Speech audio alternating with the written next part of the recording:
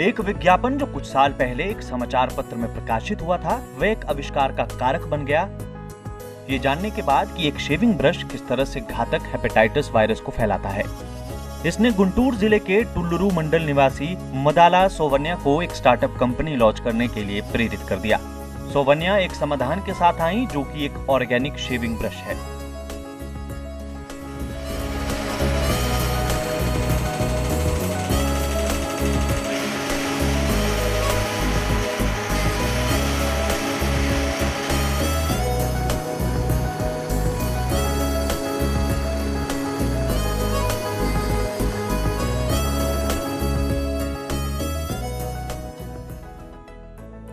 कुछ समय बाद शेविंग ब्लेड के माध्यम से HIV संक्रमण के संभावित जोखिम ने लोगों को विकल्प की तरफ सोचने के लिए विवश किया। लेकिन आज भी अधिकांश सैलून कई ग्राहकों के लिए एक ही शेविंग किट का उपयोग करते हैं। वे ब्लेड को तो बदलते हैं लेकिन उसी रेजर का उपयोग करते हैं, जिससे हेपेटाइटिस वायरस का संचरण हो सकता है। ब्रश को बार बार बदलना कोई आसान काम नहीं है। यही वजह है कि सोवन्या ने कम लागत वाला डिस्पोजेबल शेविंग ब्रश डिजाइन किया।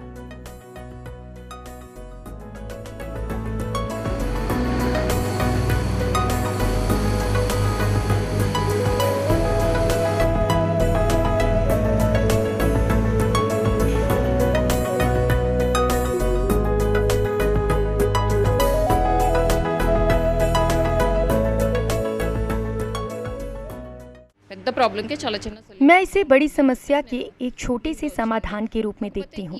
शुरुआत में मुझे नहीं पता था कि कहाँ से शुरू किया जाए। मैंने इस शोध के एक भाग के रूप में कई सामग्रियों का परीक्षण भी किया, लेकिन मैंने इस रेशे को इसके लिए सही और फिट पाया। फिर प्रोसेसिंग के बाद इस रेशे से ब्रश बनाया जा सकता है।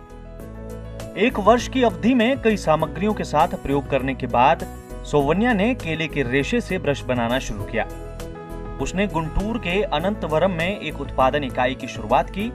ब्रश का नाम बोधा रखा गया और इसे बाजार में मात्र 10 रुपए में उपलब्ध करवाया गया।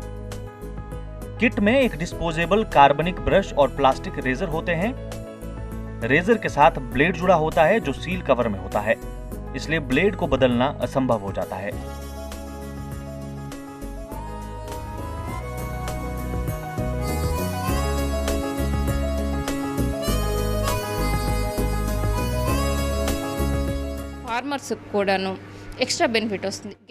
आमतौर पर किसानों को केले की फसल के बाद उसके बंचेस को निपटाने के लिए पैसे खर्च करने पड़ते हैं।